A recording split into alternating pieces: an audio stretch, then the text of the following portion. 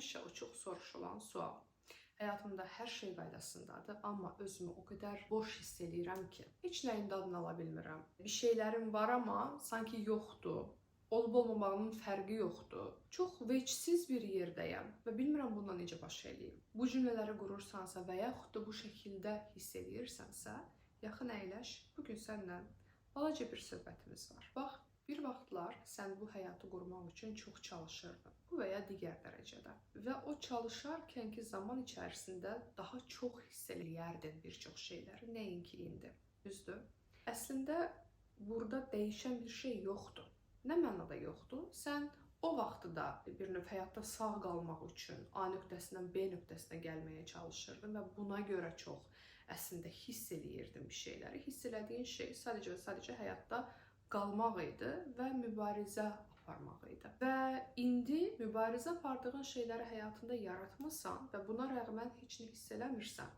Niyə? Çünki mübarizə yoxdur. Hiss elədiyin başqa bir şeylərin adını da qoymaq mümkün olmur. Bunun bir çox səbəbi var. Bu mövzu bir neçə leveldə, bir neçə səviyyədə işlənilə bilər, danışıla bilər. Çox güman ki, də toxunaraq gələcəkdə bu hissələrə. Amma indi bir aspekti səninlə paylaşmaq istəyirəm. Çox böyük, əhəmiyyətli bir aspektdir. Bu da bilirsən nədir? Sən hiss eləməyi çox uzun bir zamandır əslində özünə qadağan eləmisən.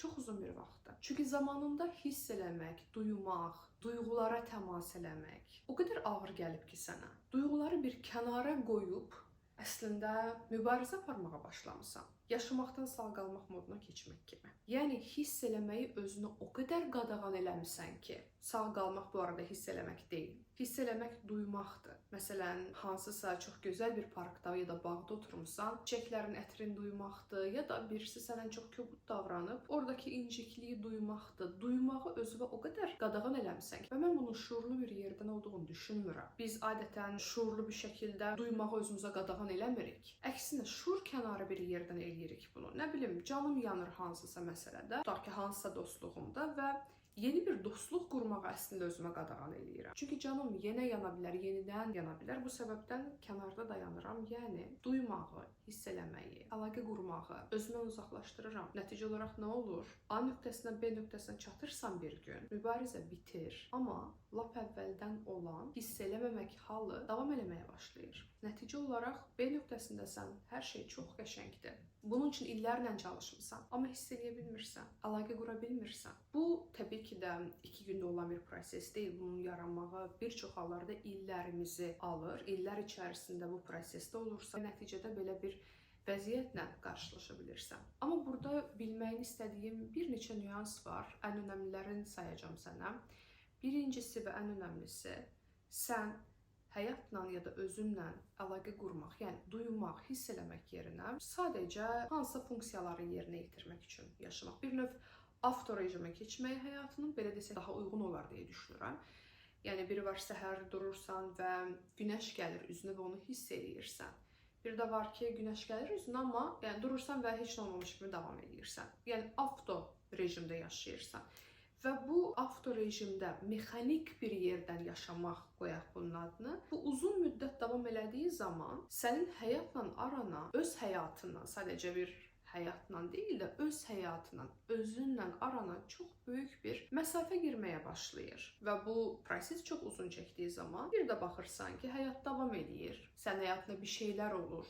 Bəlkə evlənirsən, bəlkə uşağın olur, bəlkə universitetə girirsən, bəlkə xəyallarının işin qurursan, bəlkə çox arzuladığın o şəhərə köçürsən. Amma bütün bunlar, yəni və sən aranızda o qədər böyük bir məsafə olur ki, o qədər böyük bir əlaqəsizlik halı olur ki, hiss eləməmək halı əslində. İkinci bir məsələ var burada.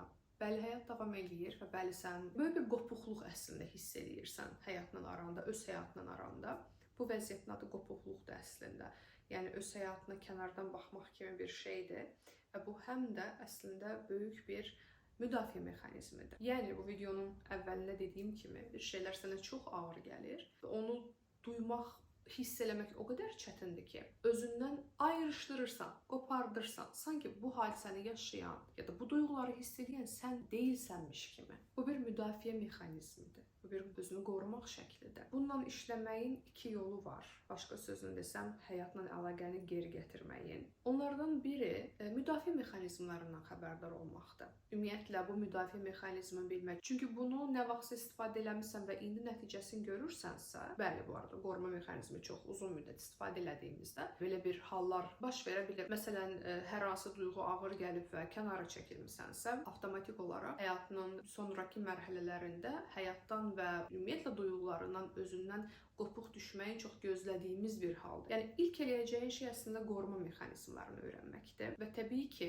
terapiyadır. Bu terapiya individual terapiya şəklində ola bilər. Buna maddi və mənəvi resursların varsa, bu arada terapiya dediyim ayda bir dəfə terapiyadan söhbət getmir. Yəni həftədə minimum bir dəfə gedirsənsə terapiyaya, biz onu terapiya adlandıra bilirik. Amma 2 ay getmisən ya da ayda bir dəfə getmisən, bu terapiya deyil. Və yaxud da, yəni individual terapiya hər hansı şəkildə maddi və mənəvi resursların yoxdursa, nə bilim, bəlkə pulun var, psixoloq tapa bilmirsən, bəlkə psixoloq tapmısan, amma maddi cəhətdən gücün çatmır. Özümdən görüşürəm yönləndirməsini yaratmışam məsələn.